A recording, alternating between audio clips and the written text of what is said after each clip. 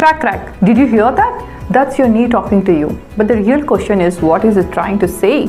Knee cracking sounds, whether you're squatting, climbing stairs, or just getting up after a Netflix series, most of us have felt that sudden pop or crack, right?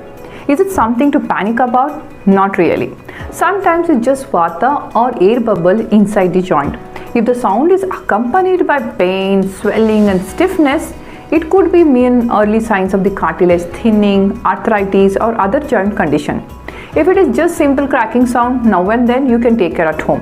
How? According to Ayurveda, it is a vata aggravation, that means dryness in your joints and poor lubrication leading to the friction, and that's the crackling. Like example, like a car engine needs a regular oiling, so do your knees need some lubrication too. Warm a little Ayurvedic oil, apply it all over your knees and calf muscles, and gently massage your knees.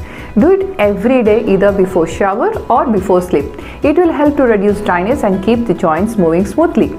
Second is, try to avoid packet snacks, cold drinks. Instead, take soups, ghee, cooked veggies, warm food, preferably home cooked food.